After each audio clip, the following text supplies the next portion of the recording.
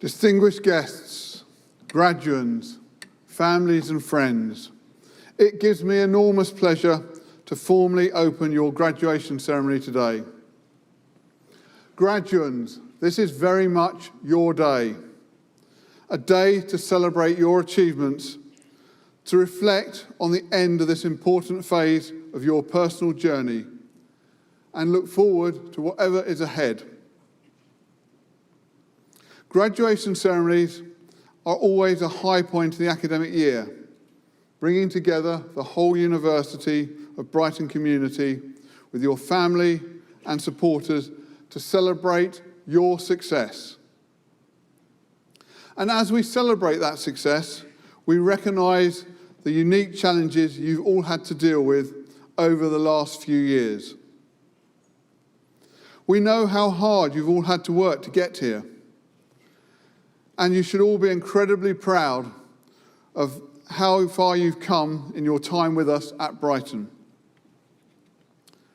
Today marks the culmination of that amazing journey and the beginning of something new and even more exciting.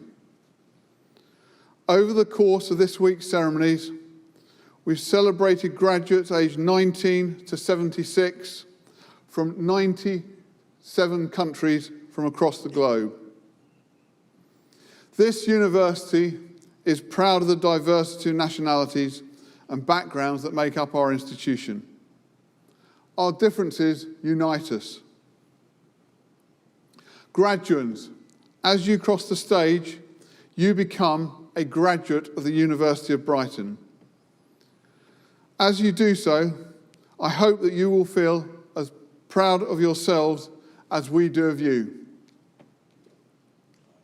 Whilst you are undoubtedly the stars of the show, we have with us today some other very important people. On behalf of the entire university, I would like to thank your families, friends, and supporters who have been there for you in so many ways during your time with us.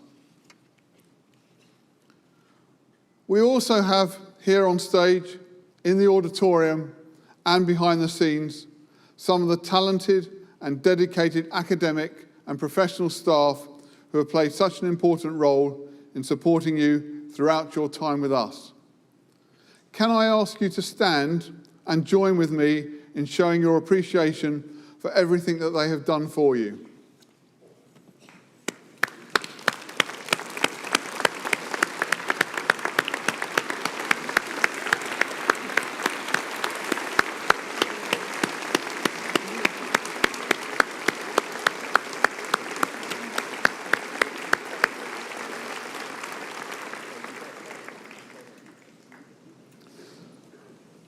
Thank you.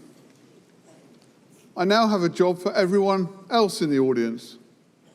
Your job today is to make sure that when your child, relative, someone you care about, friend or colleague walks across this stage, they are absolutely clear about how proud you are of them. So, you can cheer, clap, shout, stamp your feet, do a little dance, or even whistle. All of these things are strongly encouraged. And I thought we might just do a little practice. So on the count of three, let's hear it. 1, 2, 3.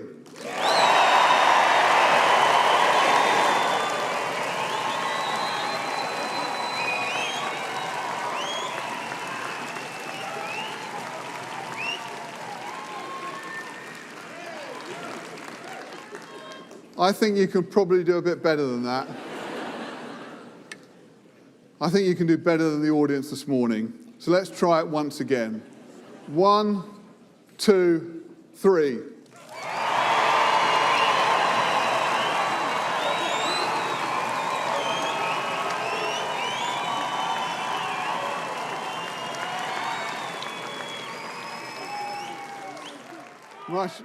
Much better, thank you. Graduands, today marks a significant personal milestone for each and every one of you. As you celebrate with your families, friends and supporters, I also ask you to reflect on the fact that none of us ever truly stop learning. I hope that you will carry with you all the experiences that you've gained with us as you continue your personal journey, wherever life might take you. Today marks a beginning, not an end, and we look to all of you to shape the future. You will all play an important role in making the world a better place, a more sustainable place, a more equitable place. Never underestimate the differences you can make as an individual. And now imagine the differences you can make as a collective. As you progress in your career, you will do so as members of the University of Brighton Alumni Network that provides you with lifelong link to your fellow graduates and over 190,000 fellow Brighton alumni worldwide. This network provides advice, connections, and a valuable community of support for you to access over the coming years. The alumni team are here for you, so do please call on them for contacts and support. Please don't forget to wear your alumni pin, which you will find in your bag, and make sure that you let the team have your email address and give them permission to keep in touch with you. We want to hear about your story, where you go in the world, what you achieve, and what your Brighton effect will be. In the time that you have studied with us, much has changed in our world, and the role and value of universities like ours are being questioned and challenged like never before. Our response to this is clear.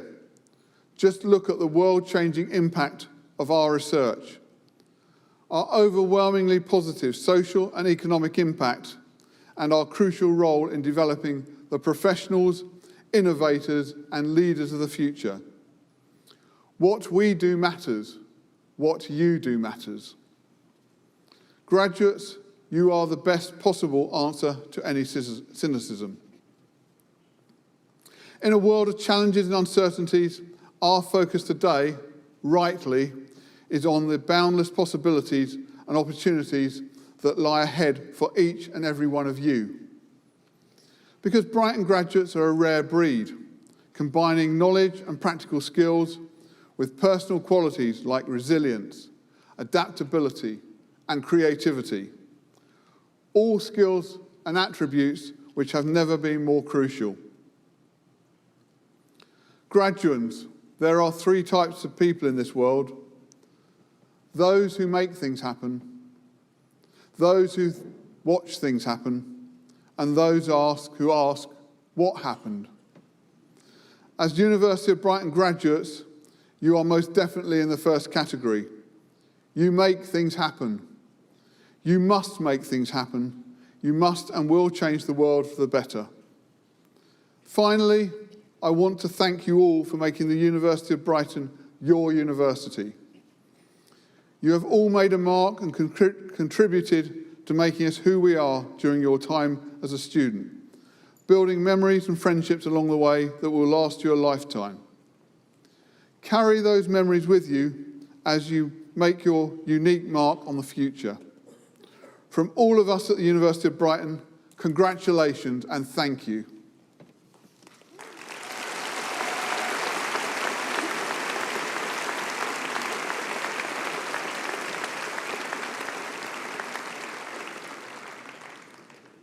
We are now about to begin the presentation of awards. Graduates will be called up by row and escorted round to the back of the entrance to the stage. Please ensure that you stay in the order in which you've been placed. As you will have noticed, we have a big screen on the stage. As your big moment arrives and you cross the stage, it will be your face up there, so enjoy the moment. As you can see, our graduates are now being ushered into position so we can begin the presentation. Please bear with us. We not only need them to get there in one piece, but also in the right order. As each of them cross the stage, I would encourage all family, friends and supporters to let them hear just how proud you all are of their fantastic achievements. I would now like to invite Professor Tamar Jeffers-MacDonald, Dean of the School of Art and Media, to announce the awards for the school.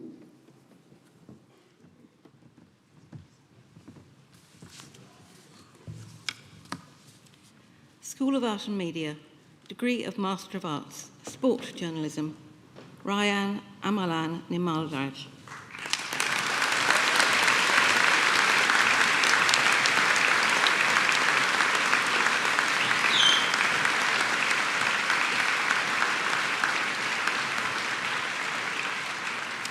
Degree of Bachelor of Arts with Honours, Film, Callum Borthwick.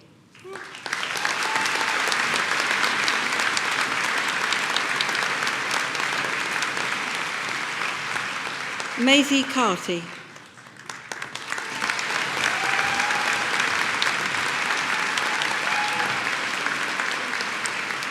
Leela Divakaran.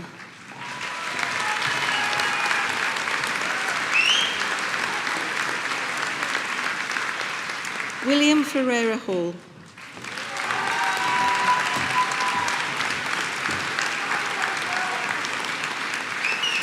Julia Grunters.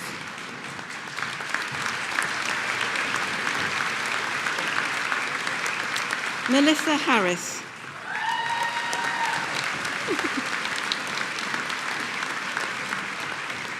Ember Haskins.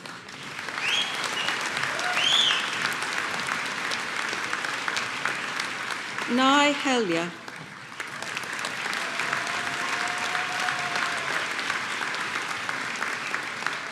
Indigo Hennessy Priest.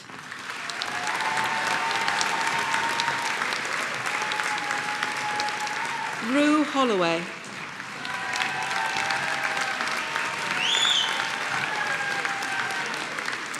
Posey Hoville.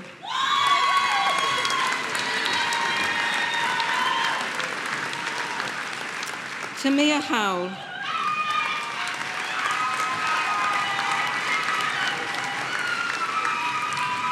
Emma Jones.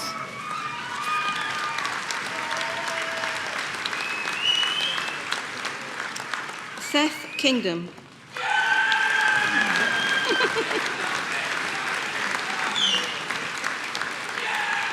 Luca Kitchen.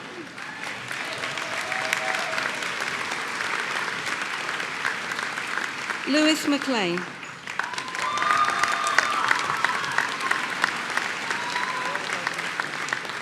Ezekiel McConaughey.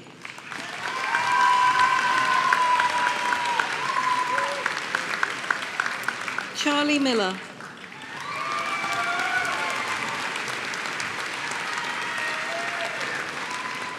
Olivia O'Hara.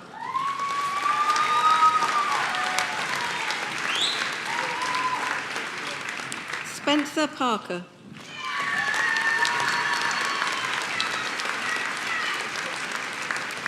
Holly Farrow.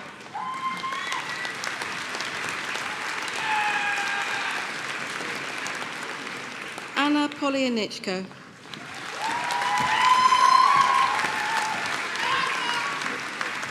Luke Roberts.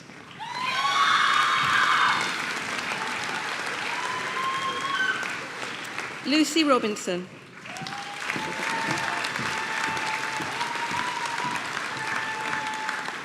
Maximilian Robertson.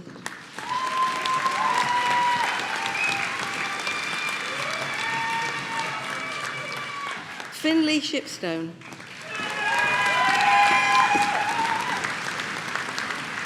Beatrice Stitfall.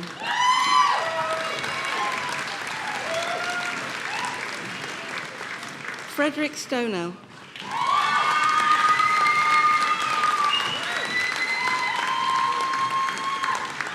Monica Talakova.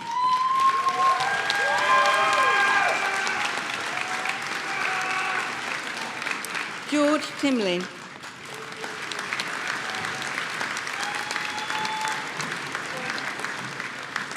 Fotios Sinonis.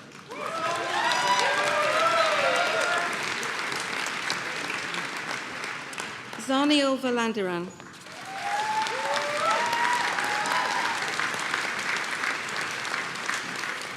Rebecca Walker.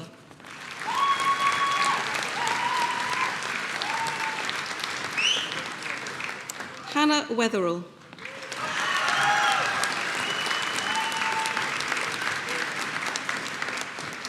Hannah Willis.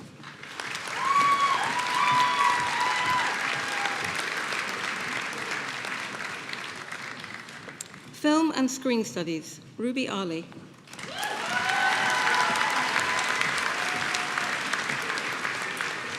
Nathan Archbold.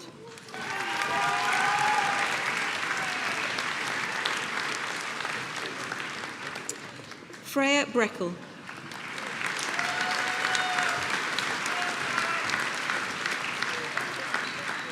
Kyle Casey.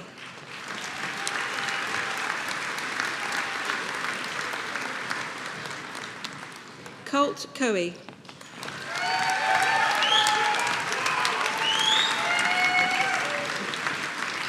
Kiana Hill.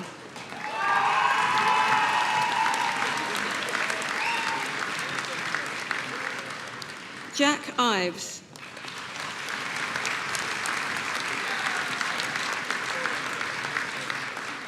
Joseph Myers-Insole.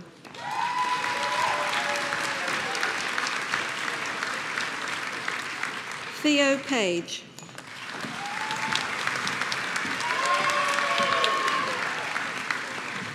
Chloe Paynier.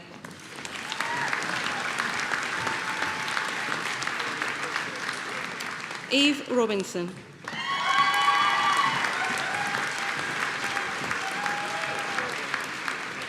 Adam Scott.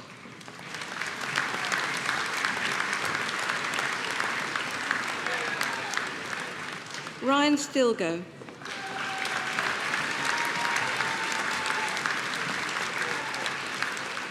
Kira Stone.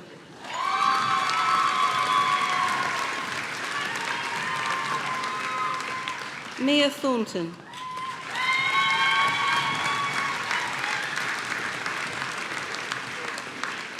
Erin Winson.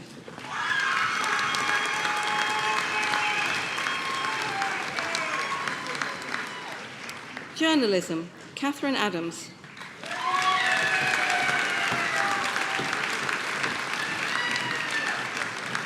Shania Adikaram.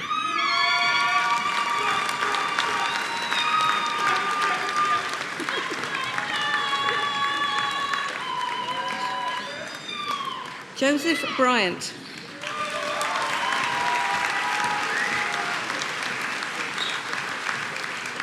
Jade Burnham.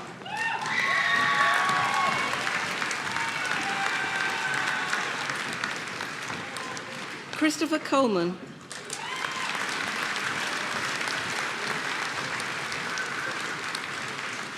Sarah Coogan.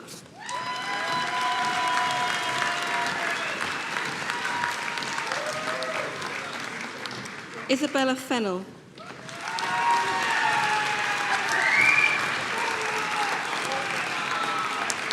Lily Gentner.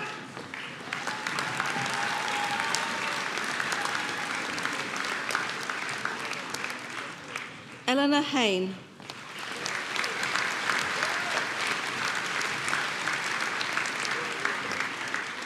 Freya Hawkins.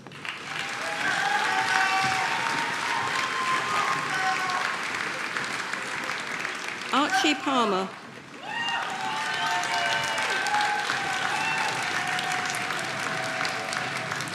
Hannah Shafor.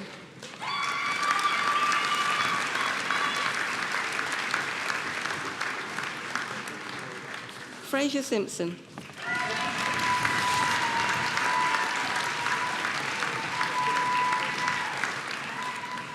Media, Industry and Innovation, Matilda Ballantyne-Yeager.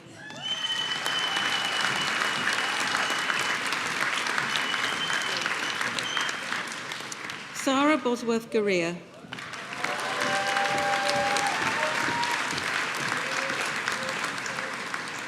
Harry Matheson.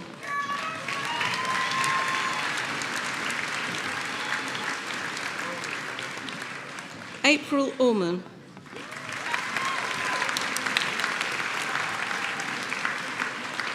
Rocco Parr.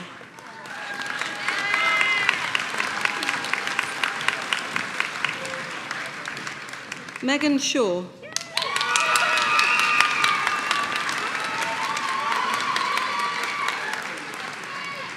Priya Soki.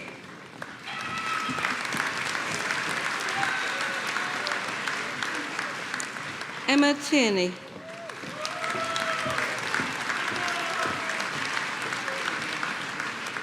Shannon Williams.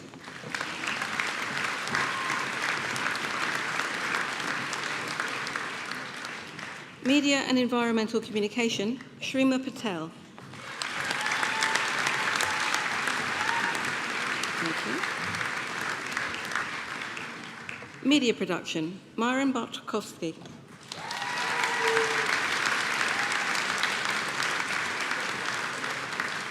Max Burrows.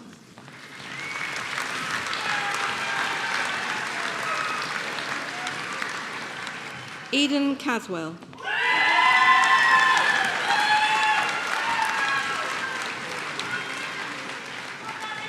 Rosie Crossley.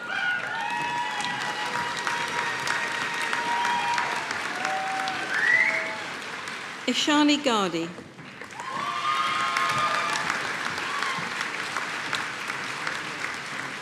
Max Garnett.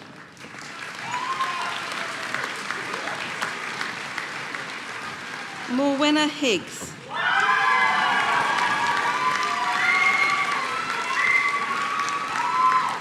Katie Hipkiss.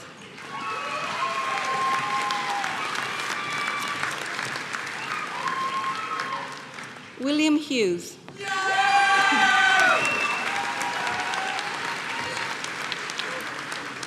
Sophia Jacobs.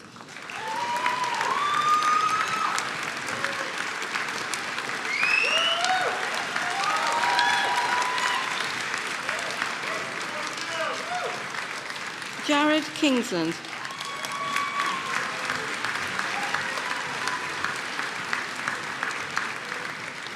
Jack Parkinson.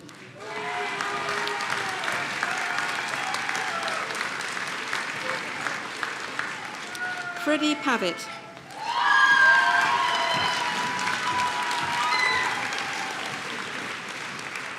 India Pereira.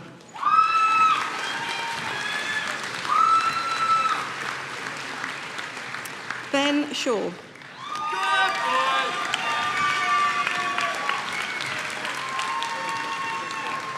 Isabel Shields.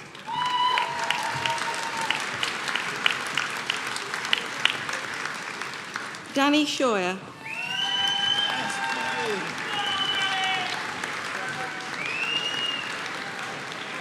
Justina Tomchik.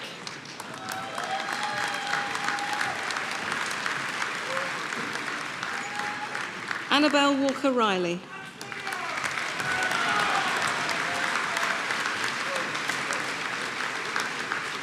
Max Warren.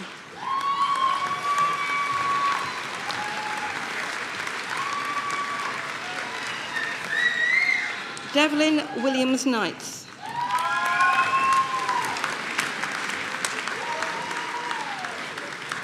Ewan Winton.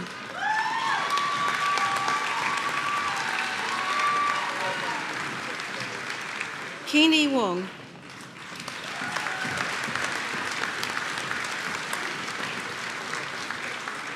Anexa Winter Bunting.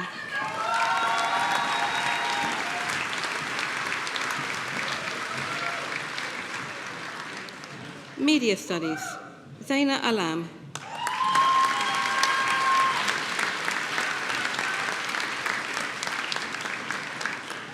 Ugonna Amadi.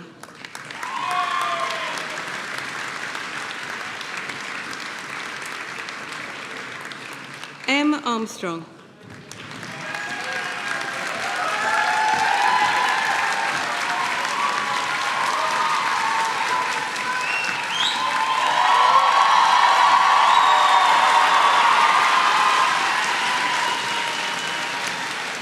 Jesse Barnes.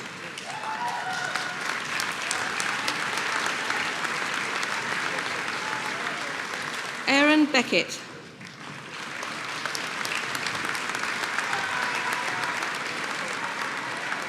Amelia Bonus.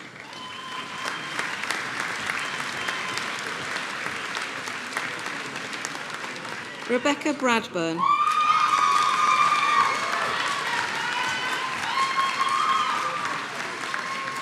Jenna Brown.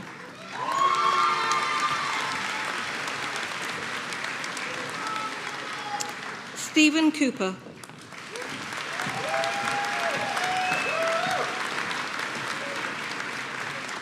Ellie Devlin.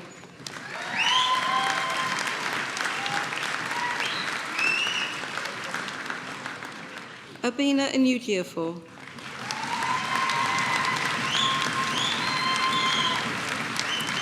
Jessica Ferreira de Matos.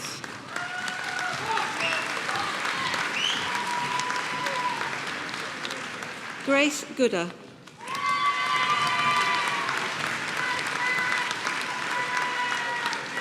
Ben Haley.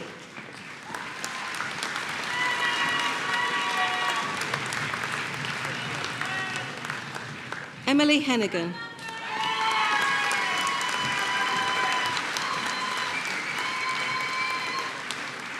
Maya Hernandez.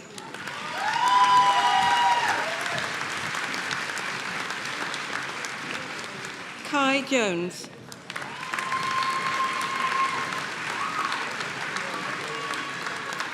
Pia Lakshmi Kanani.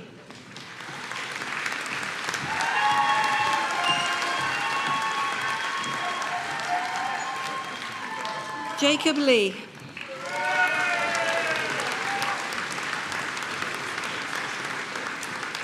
Catherine Lee.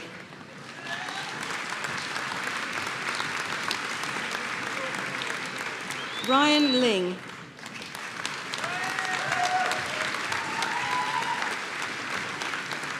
Theodore Lloyd.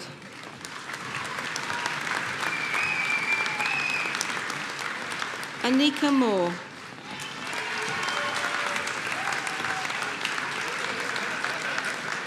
Stephen Penny.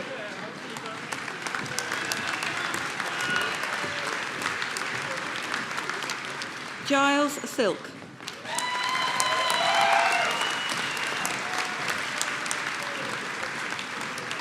Ellie Smith.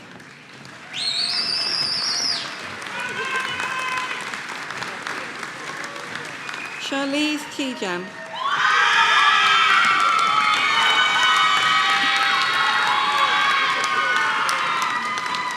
Abby Thomas.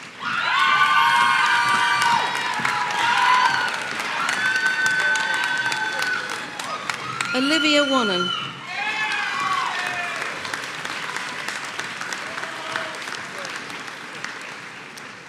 Music, Business and Media, Malika Zaid Barreto.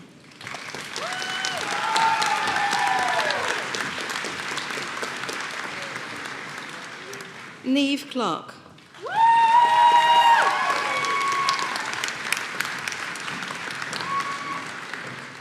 Molly Hearn.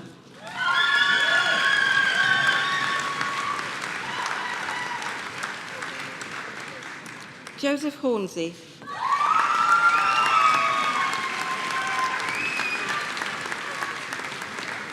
Becca McMurdy.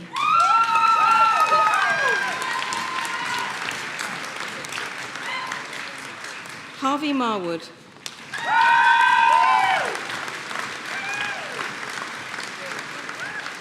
Joseph Mitchell.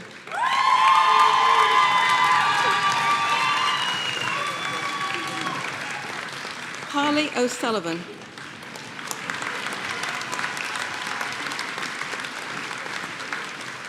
Isaac Osborne.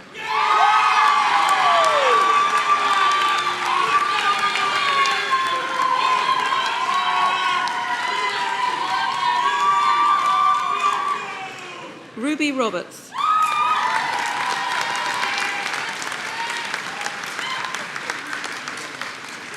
Keir Shields.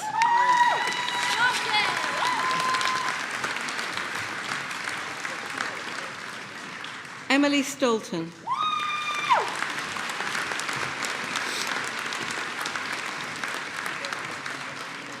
Rebecca Wayne.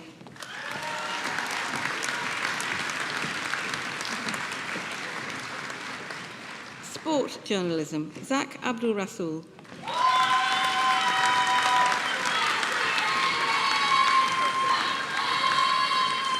Ryan Aird.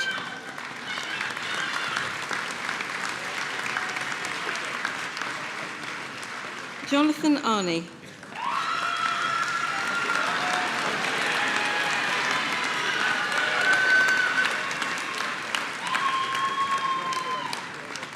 Kai Bailey.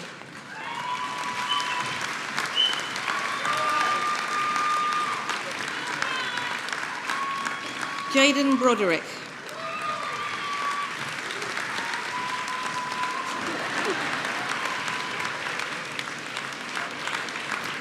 Reese Corlin.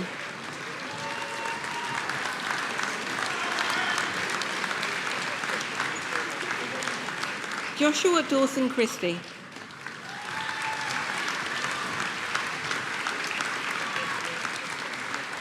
Lottie Donegan.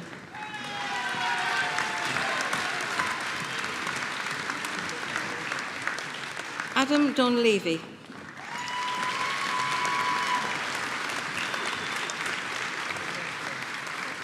Freddie Fenton.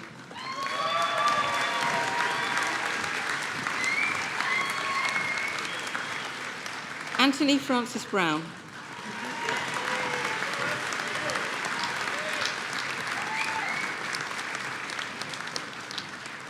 Kieran Gallup.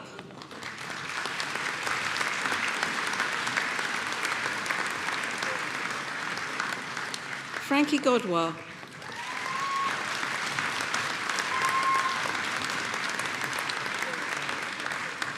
Abhiram Gagarakar.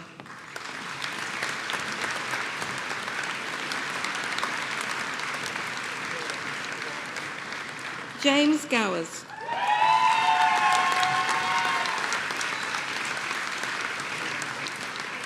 Darcy Gray.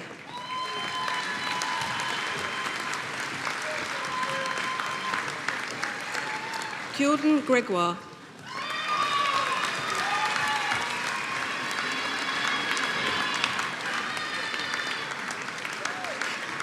Toby Hazelham.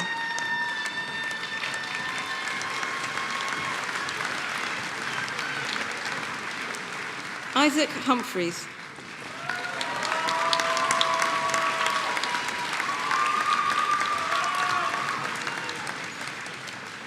Samuel Kavatla.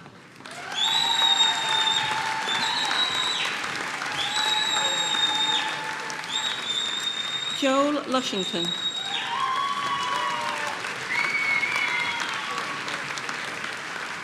Ellie Manville.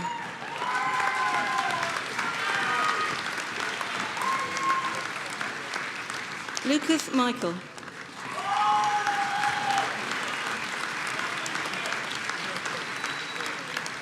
Kai Mirza.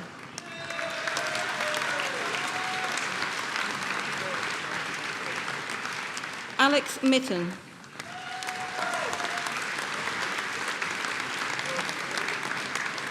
Edward Newman.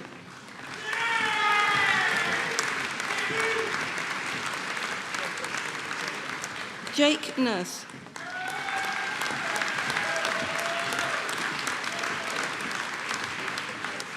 Spike Old Aylworth.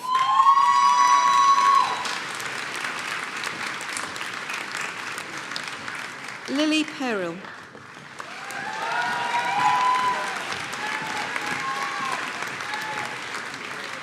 Lewis Petman.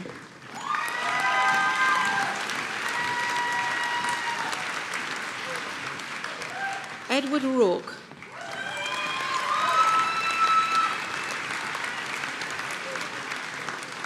Joseph Southern.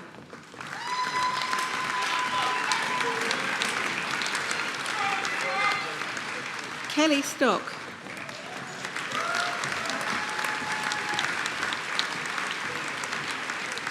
Ozzy Summerhill.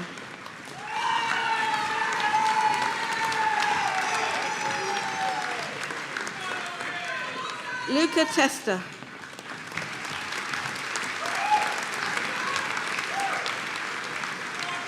Stephen Thugy.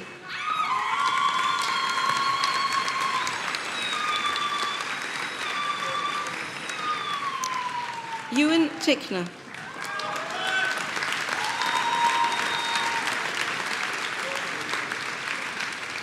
Louis Waswick Murray.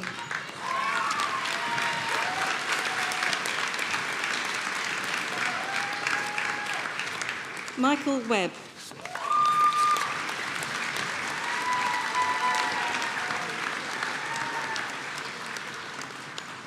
Research degrees. Degree of Doctor of Philosophy in recognition of a programme of work entitled These Rooted Bodies, Photographic Encounters with Plant Intelligence and the English Oak Tree through Material, Theory and Practice, EFORO.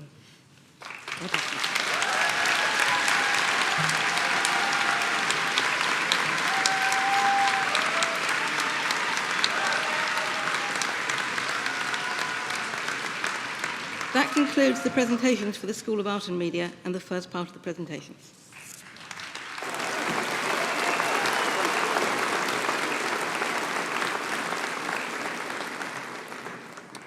Thank you, Tamar. We now move to the presentation of our honorary graduate. May I invite Dr. Abby Barras to present Ted Brown.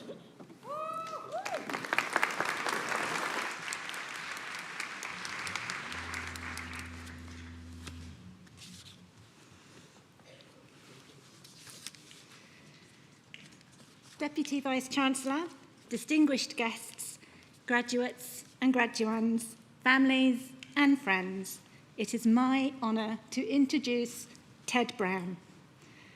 When the university considers awarding honorary degrees, it seeks individuals who have not only pushed the boundaries of their field for the benefit of society, but who also reflect the values that are important to us at Brighton: equity, creativity, sustainability, partnership, and courage.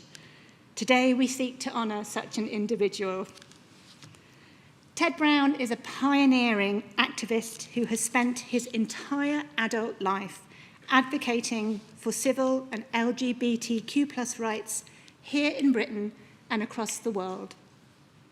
He is best known and celebrated for organising the UK's first Gay Pride March, which laid the foundation for Pride as a movement of visibility, defiance, and joy.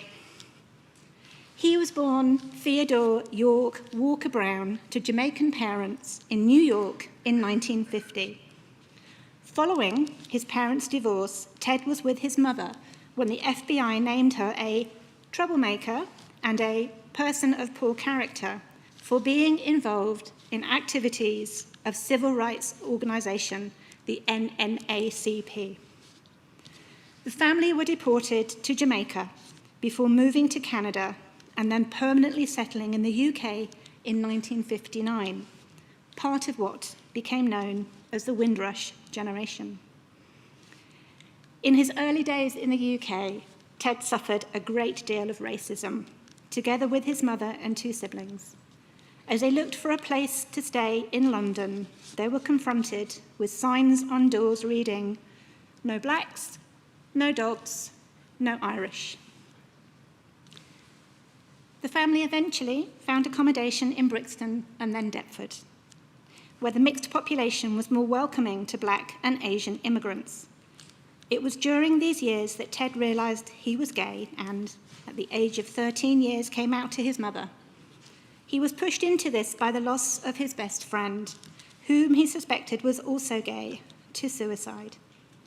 Ted's mother accepted him, and then, as a teenager, he joined the Gay Liberation Front, the GLF, later becoming one of its most prominent voices. At just 22 years old, Ted led the landmark Gay Pride March in London, introducing a welcome dose of celebration into a movement fighting for equality and change. Now in its 53rd year, Pride in London continues to be a major feature of the summer, attracting up to 1.5 million visitors annually to the festival. And as our city comes together to celebrate Brighton Pride this weekend, Ted's boldness in the 1950s set a shining example to us all. Ted also helped to stage the now iconic Kiss In protest in 1972, publicly confronting the criminalisation of same-sex intimacy. In 1974, he became one of the first volunteers for the London Lesbian and Gay Switchboard, which offered support to LGBTQ+ people facing severe social stigma and limited legal protections. As a black gay man, Ted has also lent his voice to campaigns and activism supporting a wide range of marginalised groups. He co-founded Black Lesbians and Gays Against Media Homophobia in 1990 as a direct response to the media's racist and dehumanising treatment of footballer Justin Fashanu, the world's first openly gay professional player. His year-long campaign forced African-Caribbean newspaper The Voice to make an apology for its coverage of Justin's story in October 1991. And in 1992, Ted led a high-profile campaign against the violent homophobia in reggae artist Buju Banton's controversial song, Boom Bye Bye, which the singer later publicly disowned and no longer performs. However, Ted's activism came at a cost, resulting in a brutal attack in his Brixton home after he appeared on TV to discuss the campaign. In 2007, Ted received a Life Achievement Award from the Black, Lesbian and Gay Community Awards and featured in Stonewall's 25th anniversary publication, LGBT Voices. Ted's story has been featured in several powerful films, including a 2010 feature, Beyond Labels, Black and Gay in the UK, and the acclaimed 2023 short film, Ted and Noel, which chronicles his successful suit against Lambeth Council over the homophobic abuse his civil partner Noel suffered in a care home. The case sparked national debate about dignity and equality in elder care. Despite facing systemic racism, homophobia, and violence, Ted to this day exemplifies resilience, integrity, and the enduring importance of activism grounded in community and a deep-rooted commitment to equity in all its forms. And now, in recognition of his contribution to the advancement of civil rights for the LGBT+ and Black LGBT+ communities, it is our honour to present Ted Brown for the honorary degree of Doctor of Letters of the University of Brighton.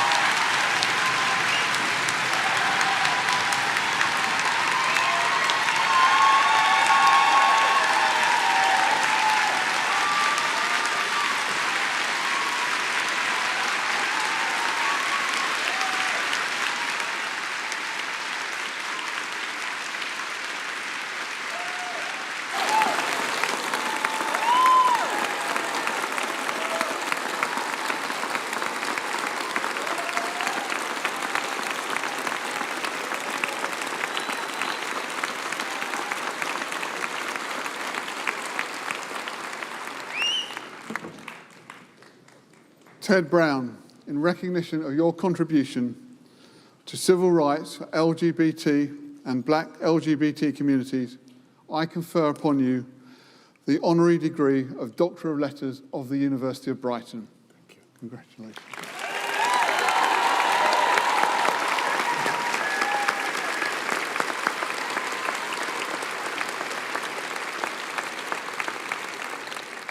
I now have the enormous pleasure in asking Ted to address the audience. Thank you.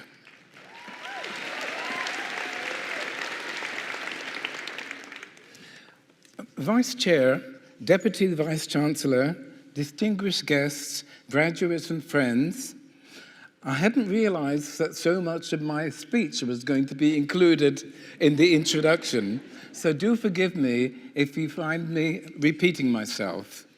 I was going to include a lot of the material about my fight against racism and my struggle for equality for Black and brown people and work that I have done with the feminist movement. But I think instead, in view of tomorrow's Pride, I will focus mostly on the LGBT, lesbian, gay, bisexual and trans movement and the work that they started. And I particularly want to draw attention to the Gay Liberation Front, without which none of this would have happened. Now, I'm going to be reading through my speech, my written speech, but I will be skipping bits that have already been mentioned in the speech here, so do forgive me. But I think it is worthwhile acknowledging the achievements of, in particular, two people that nobody seems to have noticed, which is Bob Mellers and Aubrey Walter. So I will begin with the original part of my speech, which is, my activism has been part of a movement confronting the fact that for centuries, LGBT people have been scorned as immoral, morally sick, and criminal. We were not to be seen, mentioned in, or accepted by decent society. Yet we are meeting here the day before Brighton Pride, which is one of many such events being held internationally, celebrating and promoting LGBT people and our lives. So let's look at some of the achievements gained and battles fought, which so improved our status and got us to this point. The transformation began following the police raid of a popular queer bar, the Stonewall Inn in New York City, 1969. And one of the people that was significant in that riot, which lasted for 5 days from the 28th through to the following Tuesday, was a trans person, Marsha P. Johnson, who, somebody's heard of her, who stood up at a time when even gay people and lesbians were not accepting trans people. But Marsha stood her ground and said that one day we will be recognized, and even further, we will be recognized and accepted and treated as equals. I want to pay tribute to Marsha because one of the things that happened to her after this riot was her body was found in the Hudson River by the police. And the police paid no attention whatsoever to investigating what had happened, and we don't even know how she was killed. But I'm going to move on, as I said. The demonstration by the people from the bar, the Stonewall Inn, ran on for 5 days. 2 students from the London School of Economics, Bob Mellers and Aubrey Walter, were actively involved. Together, they attended the Black Panthers People's Revolutionary Convention, where they shared developing grassroots struggles for the fight against social and political oppression. Returning to the LSE in London, Bob and Audrey founded a London branch of the Gay Liberation Front in October 1970. Thus, they created the first ever LGBT rights movement in the UK. Yet sadly, they remain unknown. I have spoken to various people none of whom have heard the names of these 2 people, and many who were under the impression that back in the 1970s and back to the 50s, LGBT people were known, but were discriminated against. But in fact, before 1970, most LGBT people never came out. It would have been dangerous for them to do so. And it was only because of the LGBT and the Gay Liberation Front movement that things changed and we started being out and proud. Now, I joined the GLF after meeting some of their members' protest demonstration outside the Odeon at Leicester Square, where I had just seen Hollywood's first ever film to feature gay men, a film called The Boys in the Band, which you can still find online.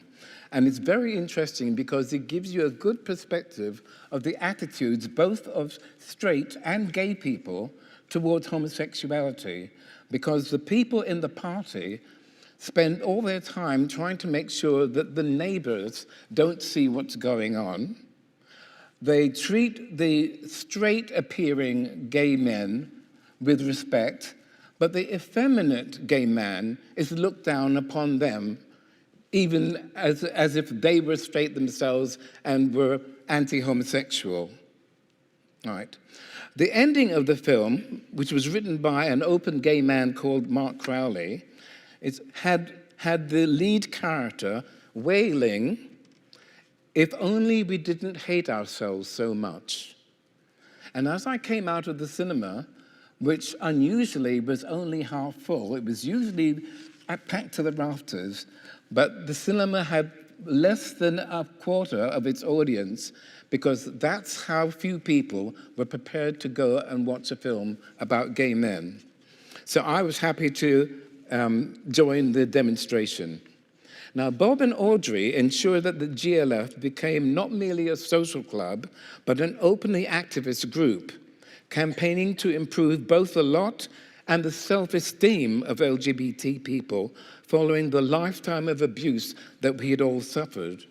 Because one of the things that was unique to the LGBT community that didn't apply to the black community was that the black community were proud of who we were, but we were being discriminated against and we were fighting against it.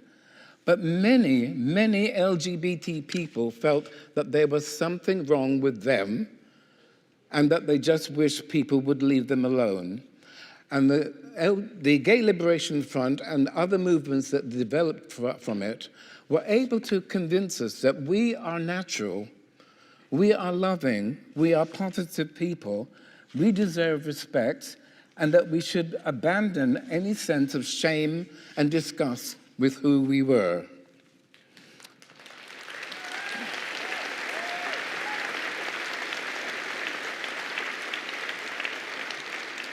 Now, although the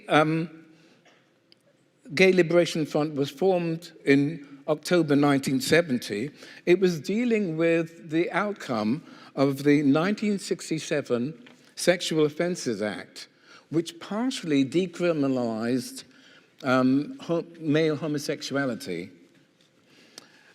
Lesbianism has never been illegal in Britain for a number of reasons, one of which is that society didn't think give much importance to what women were doing. And when they approached Queen Victoria and tried to make her legislate against gay sex, she said, and not in exactly these words, but to the effect that if there wasn't a penis present, it wasn't sex. So there was still intense contempt against lesbians as well as against gay men. All right. Now, prior to the support of the campaign that the Gay Liberation Front offered, queer people had never come out, but people were coming out now. And highly active, within a month of its founding, GLF gained a regular column in weekly magazine Time Out. It held the first publicly advertised gay dance in Chelsea Town Hall and began having gay days events, holding large parties and picnics in London parks, because they argued that the hostility towards gay people was through ignorance. And we argued that if people got to see us and to meet us, they would no longer hate us. And that was one of the most successful projects that the Gay Liberation Front launched, which was Meet and Greet. And very, very soon, many people changed their attitudes towards the Gay Liberation Front. Also, one of its other achievements was to form the Gay Switchboard. This was a Samaritan-like switchboard support service for the many queer people who still felt isolated, oppressed, and alone. And I volunteered for a very, very short time for the Gay Switchboard because of one particular incident. that I still find difficult to talk about. And it was of a young man who rang in to say how sad he felt about his life and that he couldn't come out to his family and that he was going to kill himself. I spoke to him and tried to convince him not to do anything of the kind, but he said that he just wanted someone to talk to. He couldn't face the life that was facing him because he knew his family would never accept. He had no way of finding someone that he could love. And he felt that he was going to face a life of abuse and insults, which he just wasn't going to tolerate. And it was some months later that I discovered from one of the other switchboard operators that they had heard from this boy's family when the boy's mother rang up the switchboard, having found the switchboard's number on the phone, on the young man's address book, and contacted us and was very, very tearful. And worse, she said, we would have accepted him. We just gave the impression that we would never accept anybody like that, and we're very sorry that our attitude led to him committing suicide. Right. Now, after several more progressive developments by the Gay Liberation Front with these gay days, the Pride moving, talking to people publicly, leafleting, having these events in town halls and so on, I'm proud to say I was amongst the organizers who launched the world's very first Gay Pride March. And in London, there has been an unbroken series of annual Pride marches in 53 years since. And I'd also like to highlight one of the real significance of the first Pride March, because the Sexual Offences Act, as I said, partially decriminalized male homosexuality. It meant that for heterosexuals, the age of consent for sex was 16. But for males under the age of 21, it was, for males, the age of consent was 21. And a very courageous group of young gay and lesbian people, because lesbians weren't legislated against, but they supported the gay youth, decided that they would lead that first march. I brought with me, and I have in my bag somewhere, a photograph of that first march with the young people carrying a banner, one of which says, "Young homosexuals demand the right to love." And they marched despite the fact that the police who were handling the march told them, "We believe that you cannot be homosexual unless you have had sex. And you're all underage, and we might actually arrest you because obviously you've had sex underage." But the young people went ahead anyway and had their demonstration, and it was very successful. And in fact, they encouraged us to have a double kiss-in. So we met at Trafalgar Square. We kissed each other in public, which was still illegal despite any changes that had been made to the law, because it was considered behavior likely to cause a disruption in public. And the law that they changed was so tight that it was gay men were permitted to have sex in private. And private was very, very tightly defined.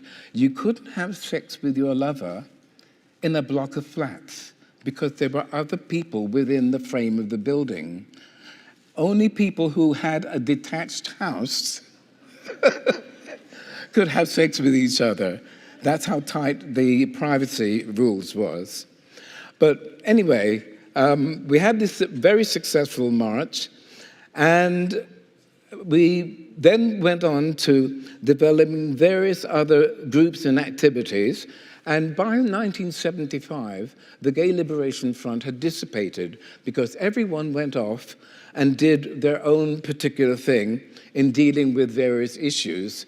For example, as has already been mentioned, I went off to form the Black Lesbians and Gays Against Media Homophobia to deal with two particular issues. One was the outrage against Justin Fashanu, where even the Voice newspaper, who was Britain's most proud black newspaper, was extremely vicious towards him, had headlines on the front page, photographs of his brother saying, my brother is an outcast and he will not be allowed back into the family. We challenged the Voice newspaper and also the Sun newspaper, which I'm sure you can imagine wasn't particularly sympathetic to a black gay man. And we got an apology from the Voice newspaper and a right of reply. Now, despite that, Justin felt he had to leave the country. And he went to the United States, where some of this bad publicity followed him. And it was so intense that he came back to Britain privately, went back to his home, went into his garage, locked the doors, put himself in his car, and turned the engine on and gassed himself to death. And I think he was only about 32 at the time. So that was one of the penalties. We've already seen what happened to Marsha P. Johnson. And I later found out that Bob Mellers, who was one of the founders of the Gay Liberation Front, went back to Warsaw in 1994. And in 1996, he was found dead in his block of flats. And various people from the Gay Liberation Front later went back to approach the police to find out what had happened. And the only police official statement was he had been killed. They gave no information about how he had been killed, whether he'd been shot or attacked, whether it's one person or several people. And like that with Marsha P. Johnson and Justin Fashanu, there was no further investigation, and it became clear that the police were not particularly interested in the welfare of these people. But in general, the Gay Liberation Front and the gay movement and lesbian movement has been very successful in being progressive, and this is why we're having Pride tomorrow. But one final thing I'd like to point out, which is that the gay and lesbian movement, gay rights movement, has been considered to be an issue for and about young people. But in fact, it still applies to older people because there are older LGBT people who are still sexually active and having their relationships work or fail, as straight relationships do. And they need support going on into their lives. And there was one particular aspect which I found out through great unfortune, which was I met my partner Noel before the first march in 1971. And we lived together all those years until in 2018, he was hospitalized with heart problems and taken to King's College Hospital in Camden. I went to visit him on one particular occasion and found that Lambeth Council had moved him into a care home in Croydon without even contacting me, even though I was his civil partner. And that's the sort of thing that will happen to an LGBT couple, but doesn't happen to a heterosexual married couple. Our treatment is not fair at all or equal. What was worse was that Noel suffered serious homophobic abuse, one of which included cigarettes being stubbed out on the back of his hand. I sued Lambeth on Noel's behalf, and because he was very popular in the home, other residents of the home were very happy to give evidence about what the brutal treatment that he'd had, even though those residents were going to have to face the staff that they were exposing. That's how much they liked Noel. We won the case, and Noel was awarded £30,000 compensation, but the money didn't come through until just after he died in 2021. Now, we're now hoping, we did some investigating with an organization called Compassion in Care. They are an organization set up by people who have worked in care homes and who are very alarmed about the treatment of older people in care homes, particularly the treatment of LGBT people, because if you're lesbian or gay or bi or trans in a care home and the staff find out, you only need one person to make your life a misery. And these may be the last 5 or 4 years of your life, and you find yourself in a situation where you don't know who is going to come through the door of your bedroom and wind up accidentally kicking your ankle as they walk past you in your wheelchair, or, oops, have I accidentally spilled hot tea on your lap again? These are the kind of reports that we were getting from that group, the Compassion in Care. They're still available. They're available online. And we're hoping to set up an organization called Not Going in the Care Closet to help protect both straight and gay people who are being abused, because, frankly, most people don't care what happens to older people, and especially if they're in a care home, because they're out of sight, out of mind. And we want to make sure that we have some inspections on these care homes, and that, like Lambeth, who, when I later revealed what had happened to Noel and what was happening to other older people in care homes, decided to change their relationship with the care homes that they were dealing and to take the needs of LGBT people into consideration. I having won £30,000 compensation for Noel, they then awarded me the winner of the Civic Awards for Equity and Justice for revealing what was happening in care homes. So, because up to now, if I was in a care home, I would not let anybody know that I was gay. So finally, I would just like to say that although there are problems still to be dealt with, almost in every area, sex, race, nationality, and so on and so forth, I believe that the Gay Liberation Front has achieved quite a lot. And when you think about the previous 2,000 years of hostility towards our community, that is not a small achievement. So, thank you.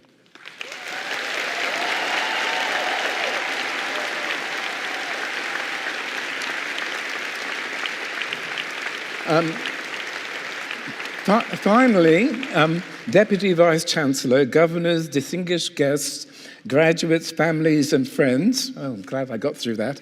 Thank you for bestowing this honor on me. Thank you most of all for letting me share this special day with your graduates. Thank you again.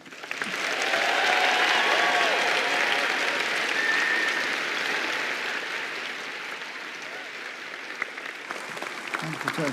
Fantastic.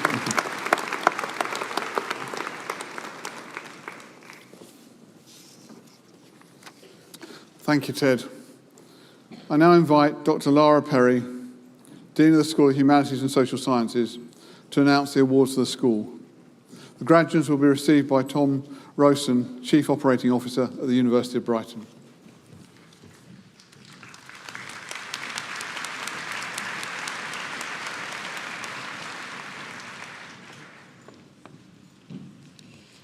I'm really pleased to present the awards for the School of Humanities and Social Science.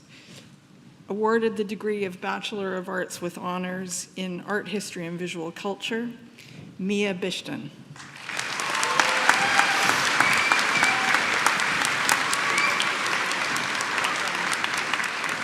Madison Brathwaite Richards.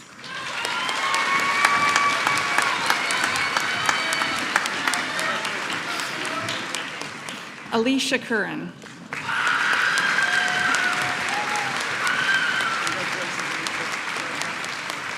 Ella Hack.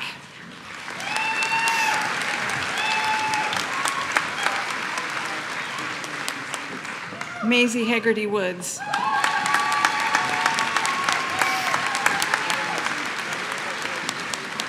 Alexandra Lavilia.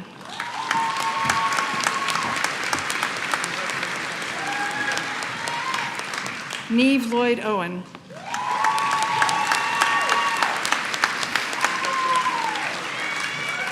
And Scarlett Swinnerton.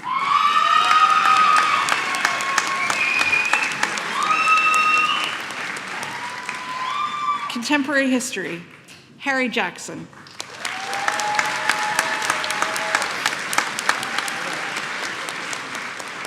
William Keeler.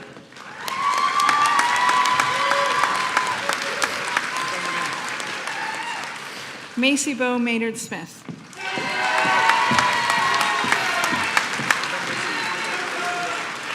And Abby Woods.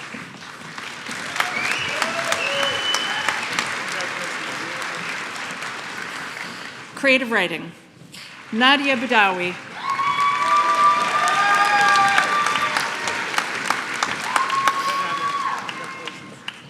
Erin Bell.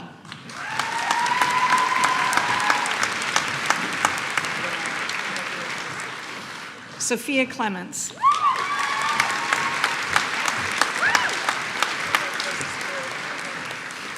Olivia Cleverly.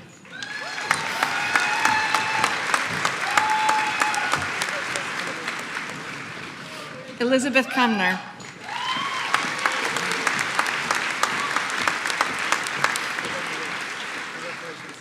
Rory DeSummeray.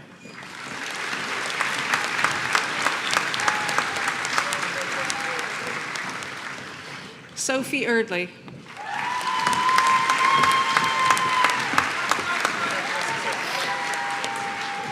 Natalie Hitchman.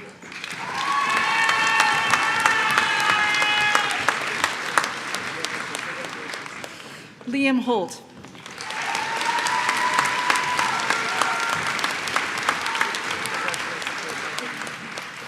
Hedda Cragness Edwardson.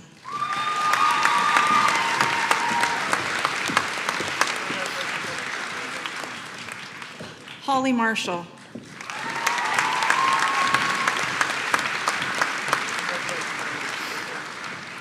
Jarabel Oida.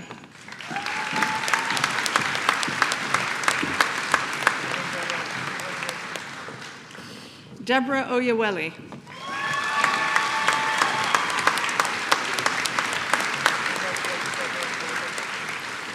Jody Pryor.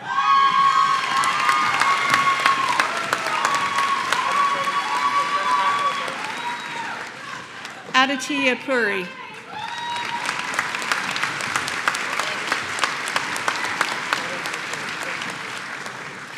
Charlotte Roper.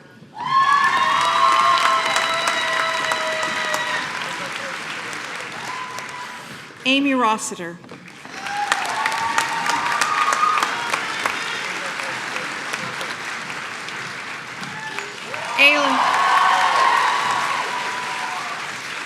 Ayla Scammell.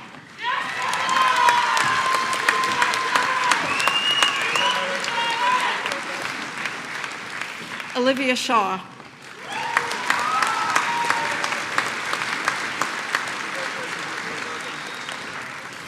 Ava Lily Wakefield.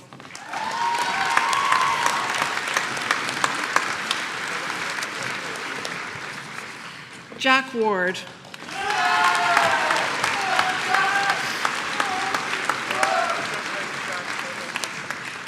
Mason Ward.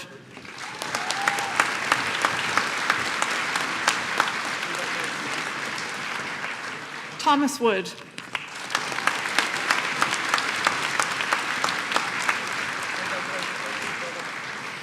Sophie Yates.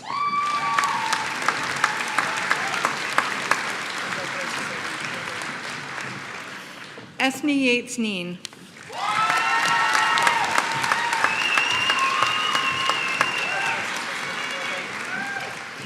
Creative Writing with Wellbeing, Shaima Lazawi.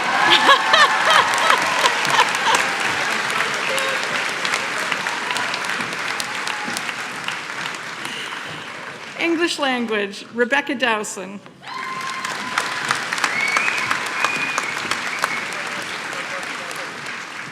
Tilly Edwards.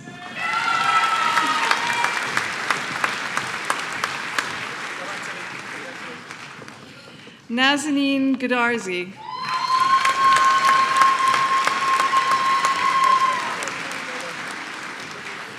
Alina Zahir.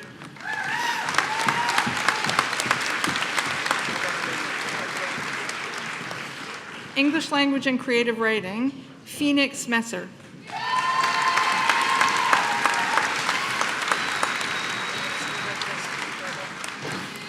Eleanor Richmond.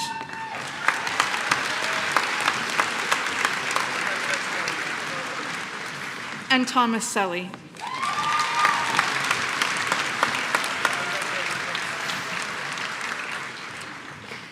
English Language and English Literature, Jill Cole.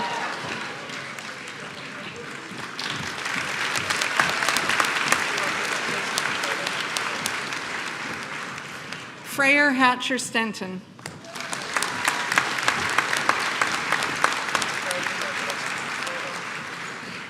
Anne Catherine Moore Osorio.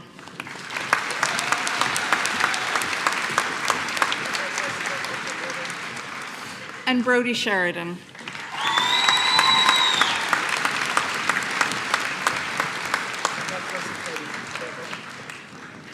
English Language and Linguistics, Leo Ballantyne.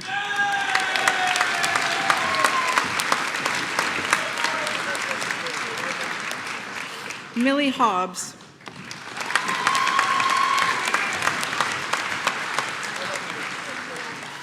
Albert Hopper.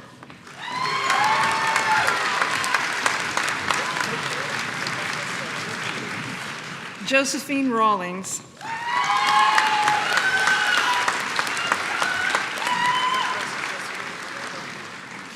English Language and Media, Anna Kiss.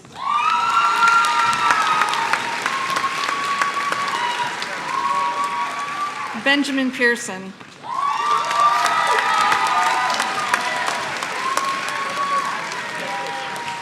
Francesca Raspa.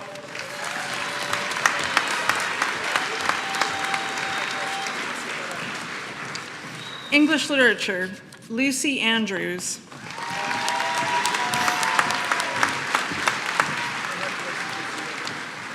Jessica Austin.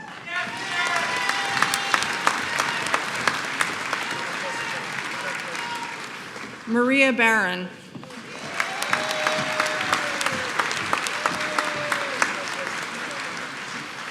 Shelby Bull.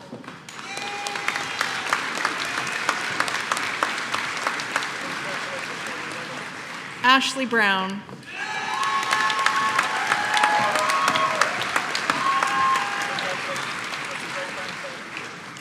Kieran Buttry.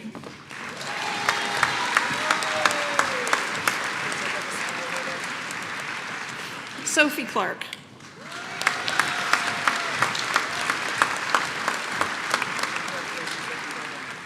Margot Clements.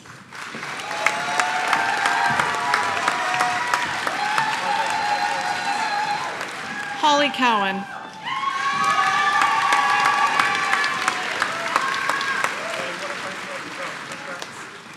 Ellen Cuerden.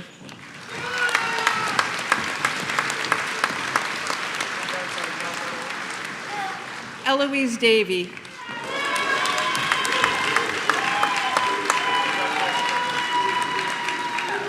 Jessie Dean.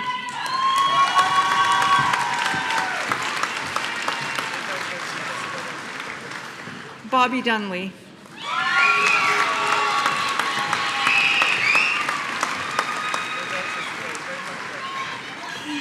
Maxwell Ford.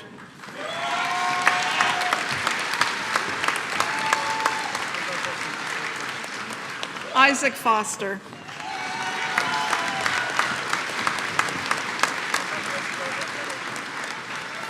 Eloise Gillett.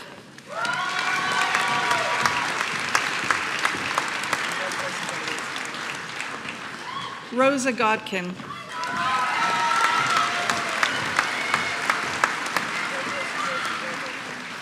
Hannah Hall.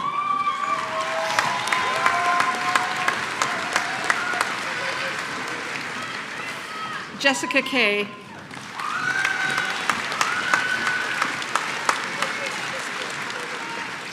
Matilda Curlin Jones.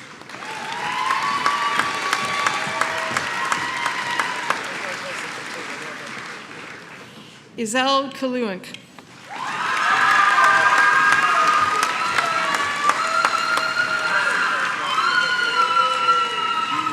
Kira Layton.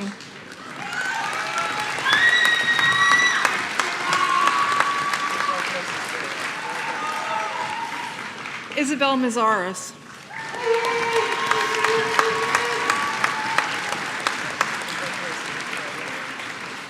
Kitty Nutt.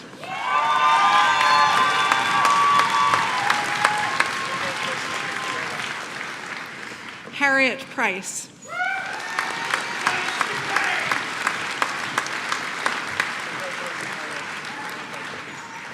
Molly C. Woolall.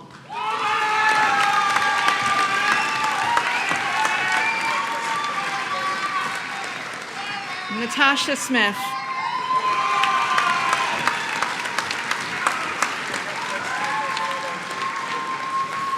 Abira Saeed.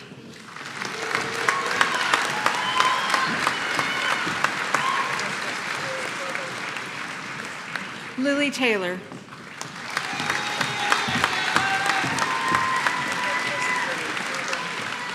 Sophia Taylor.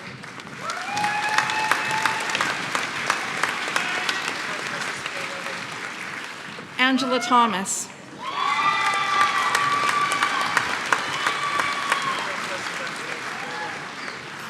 Anae Treadwell.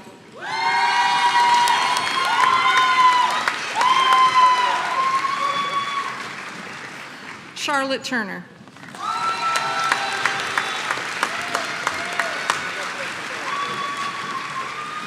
Nix Waits.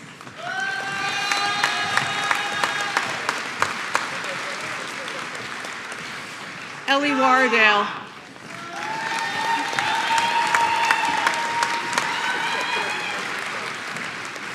Caitlin Wild.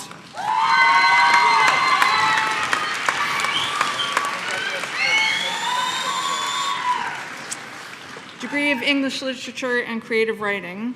Also awarded the Epoch Press Prize, Isabel Avery.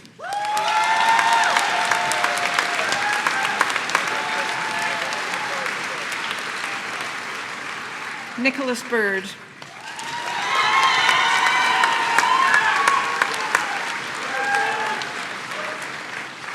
Ella Blue.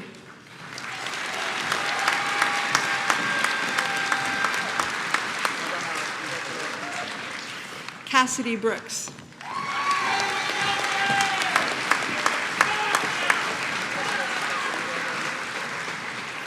Franklin Crocombe.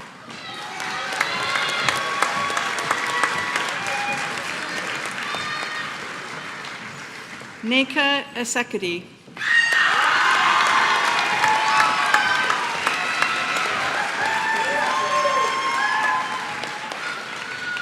Zoe Georgalides.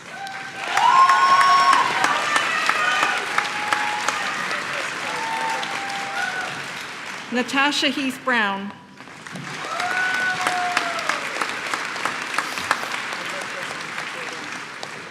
Jessica Marcus.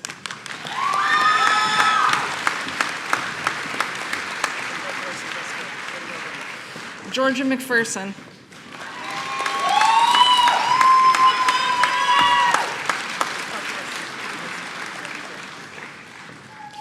Himaya Namaniga.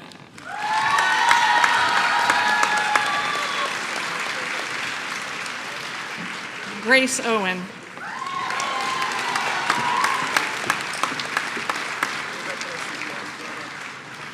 Also jointly awarded the Walker May Literature Prize, Ella Reed.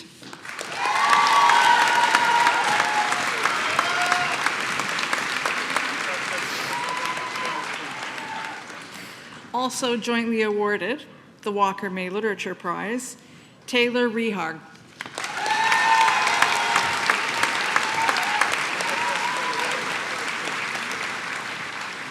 Tilly Smith.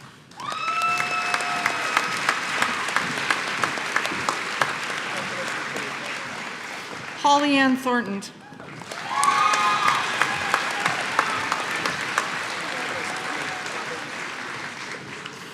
Ellie Wakeland Marchant.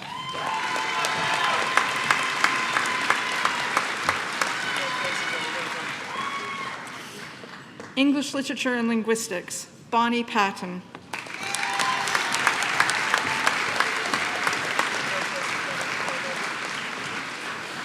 Environmental Politics, Isabel Bolt.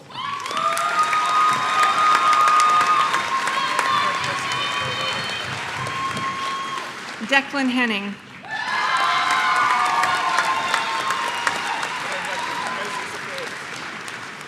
Emily Malone.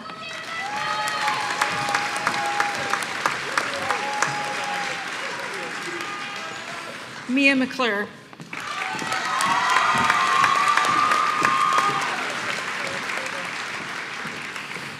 Fashion and Design History, Avery Chamberlain.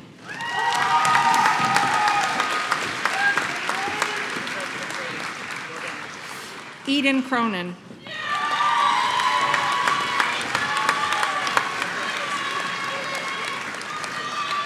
Grace Dowell.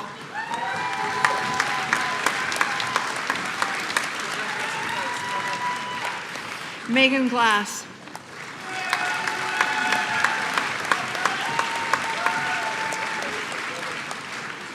Taziri Hajmafud Hope.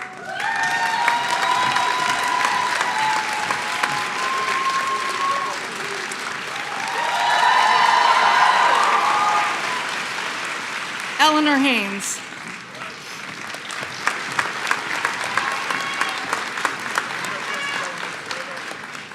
Emily Hetherington.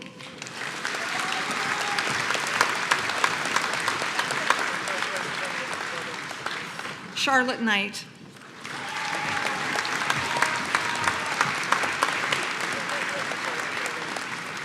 Lily Marino Sheridan.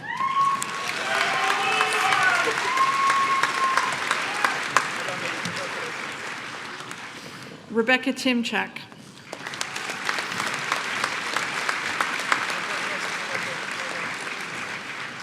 Matav Vasig Mogadam.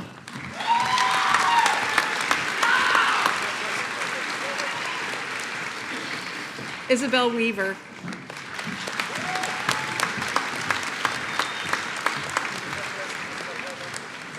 Bootsabong Wongsarak.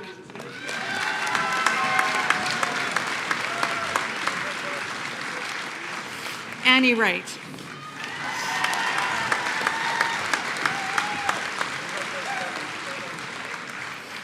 Globalization, History, Politics, Culture, Alex Butler.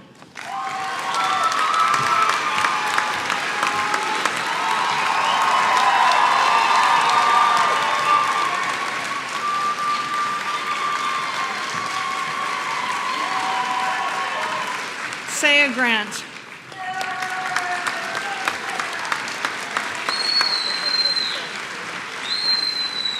Charlotte Holton.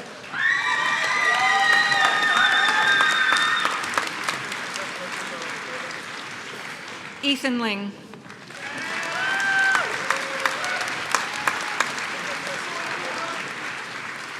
Abby Lovett.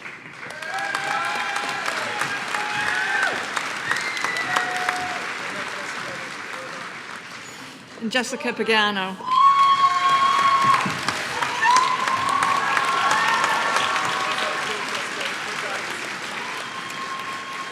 History, Literature, and Culture, Ethan Lopez Holloway.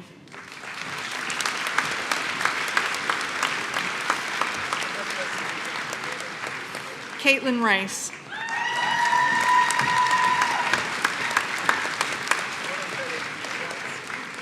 Tegan Rowe.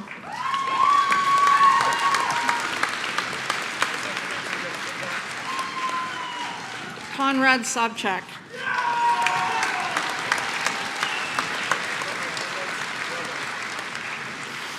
History of Art and Design, Neve Carden.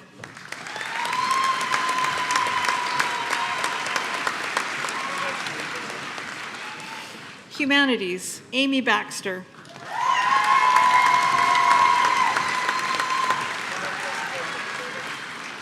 Ruby Farrow.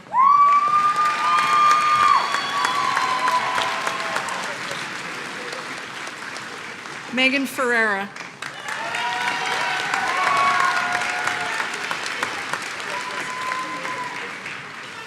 Chloe Evie Hemsley Sharman.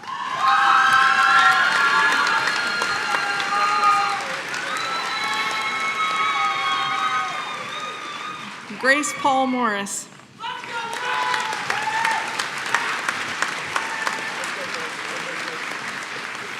And Els Rawlinson.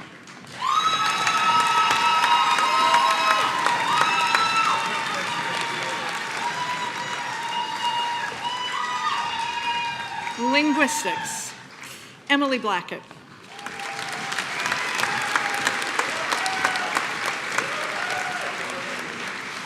Eliza Hudson Small.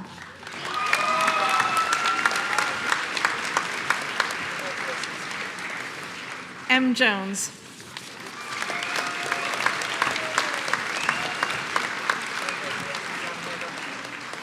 Media and English Literature, Jessica Archer.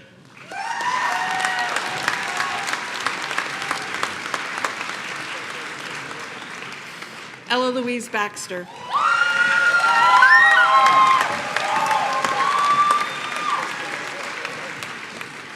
Karel Bajani.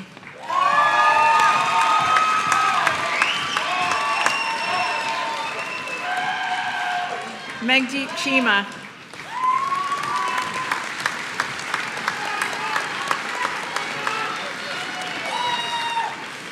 Chloe Duke.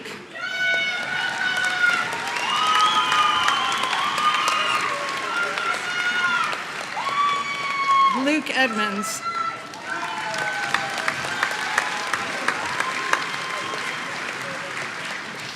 Luke Gardner.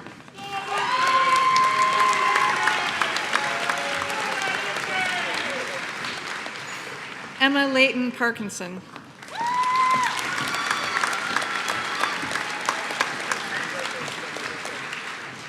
Cara Martin.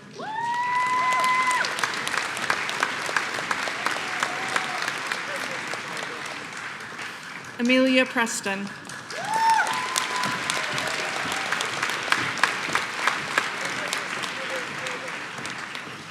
Thomas Scrivens.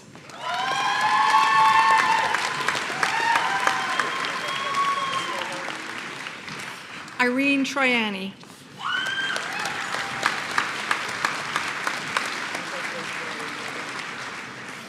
Philosophy, Politics, Art, Aaron Drew.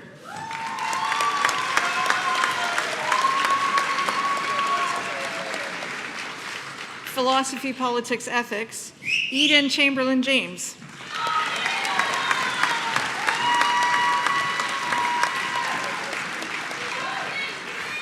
Rihanna Chambers Weber.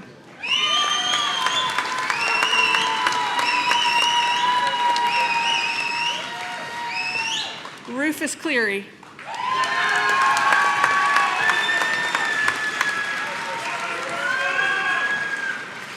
Louis Delaney.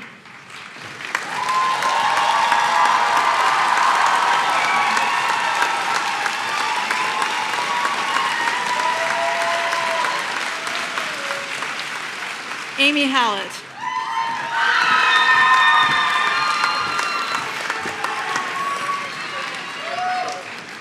Libby Hargreaves.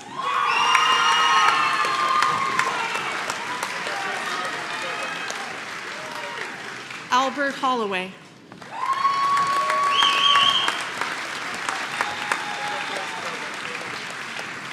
Leo Johnston.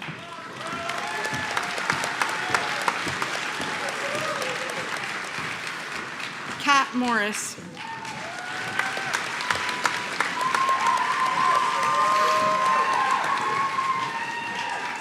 Zara Pone.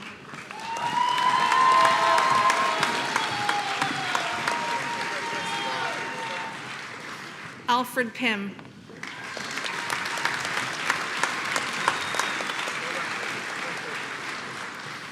Emily Surratt.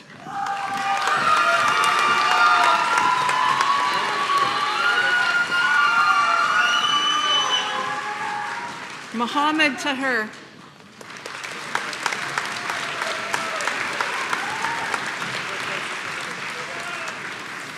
Tallulah Tilt.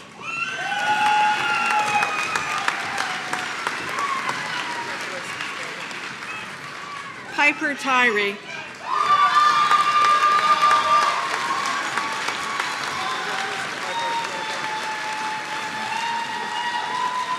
And Alex Young.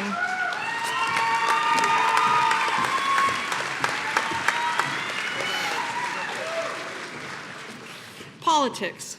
Peter Green.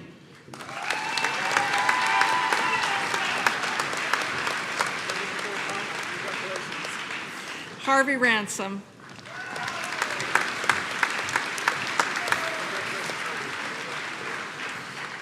Zoe Smith.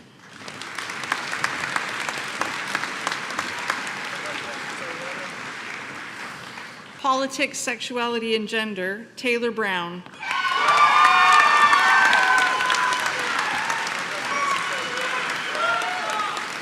Jessica Casey.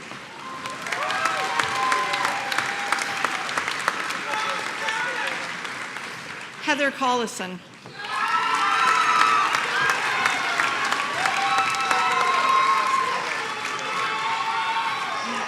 Mia Curry.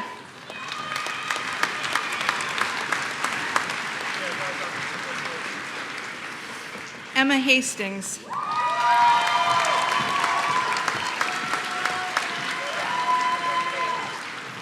Katie Lipscomb.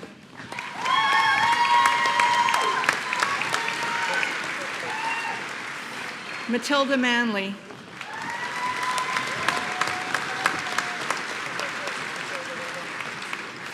Erin O'Connell.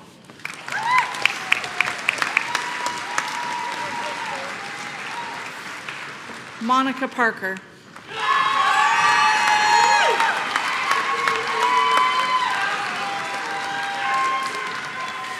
Abigail Reed.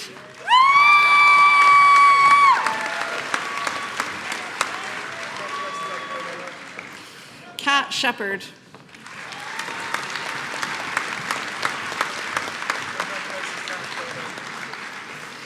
Mackenzie Shields.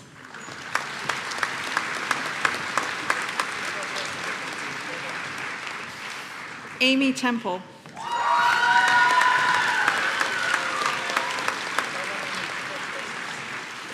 Avery Walsh.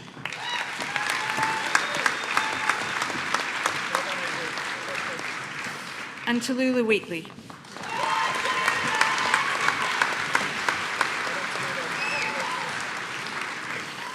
Politics and International Relations, Yassine Shahid.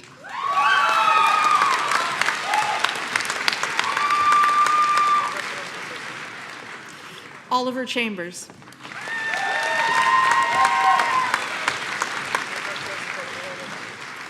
Maria Escobar.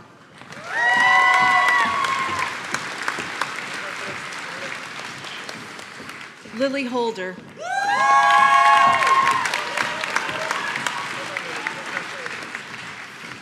Alia Magar.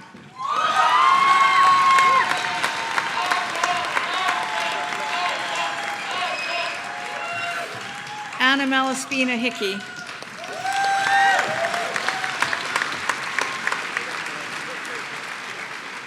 Dominic Masson.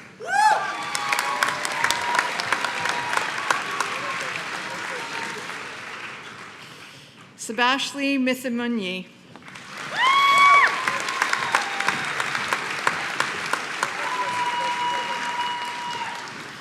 Shreya Lara Paul.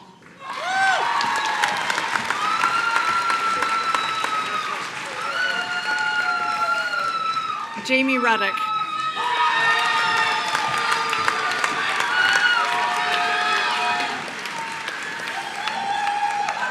And Sean Wheel.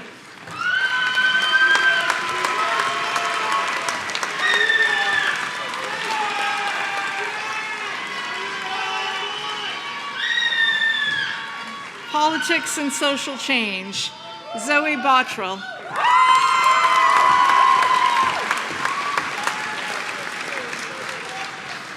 Tallulah Heath.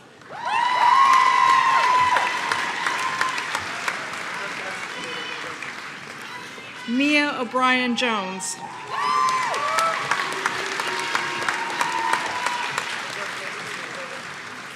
Rosie Silverthorne.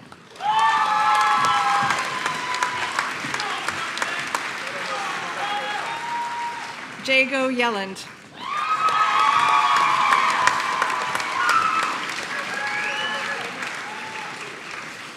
Warren Conflict, Nathan Clifford.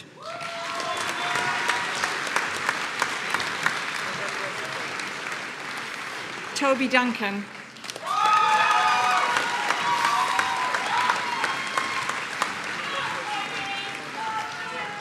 William Fountain.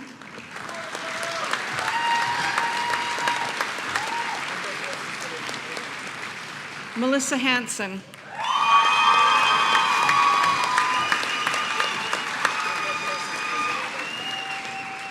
Dylan Harwood.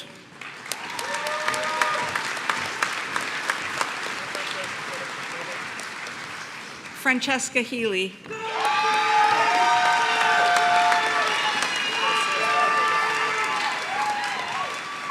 Joshua Hudson.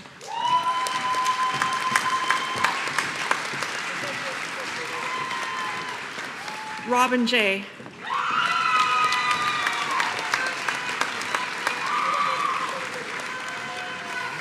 George Omant.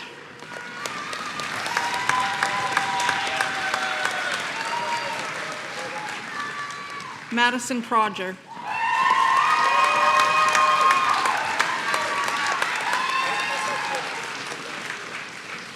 Tatiana Shumsky.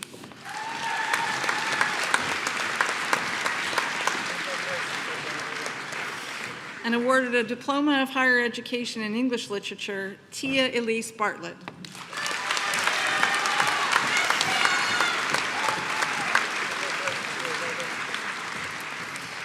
School of Art and Media, degree of Bachelor of Arts with Honors in Journalism, Ana Sofia Batista de Carmo.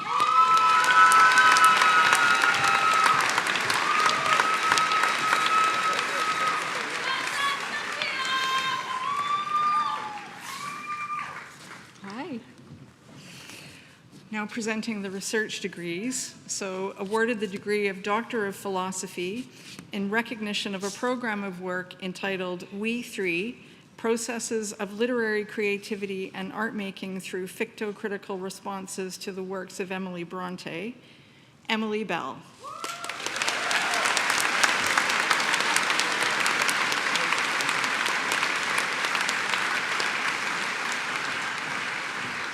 Hello.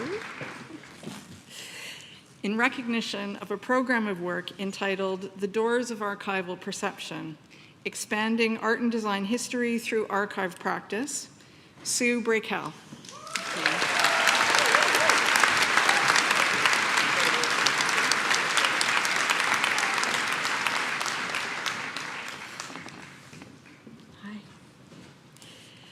In recognition of a program of work entitled Priorities, Inclusions, and Exclusions, Curatorial Collecting Practices and the Acquisition of Mid to Late 20th Century Fashion by UK Museums since 1960, a case study of Worthing Museum and Art Gallery, Catherine De Bono.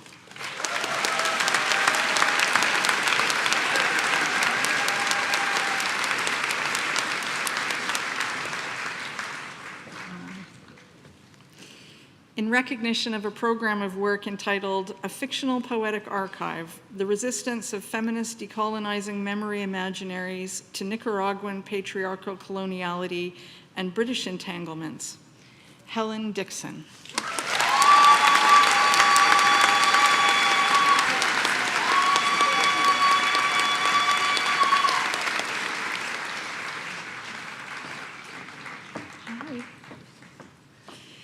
in recognition of a program of work entitled A Revolution in Children's Clothes, Crafting Change, Cloth Kits and a New Vision for Children's Wear, 1968 to 1988, Nicola Miles.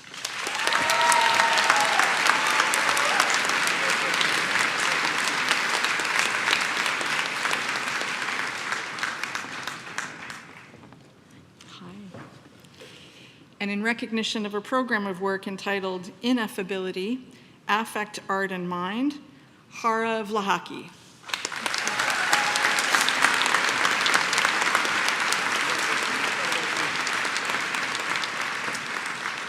And thank you very much. That concludes the presentations for the School of Humanities and Social Science.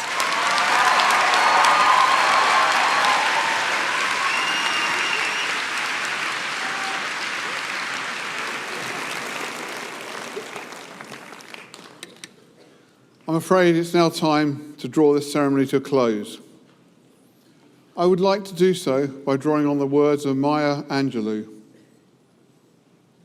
You may encounter many defeats, but you must never be defeated. Please remember that your difficulties do not define you. They simply strengthen your ability to overcome. Sound advice for all of you to remember as you embark on the next stage of your life. On behalf of us all, I congratulate you on your achievements and invite you to join us for a celebratory drink in our Alumni and Guest Lounge in the Hewison Hall, which is directly behind the auditorium. But first, may I ask, if you can, to please stand whilst the platform party leaves the hall. Thank you, well done, and good luck.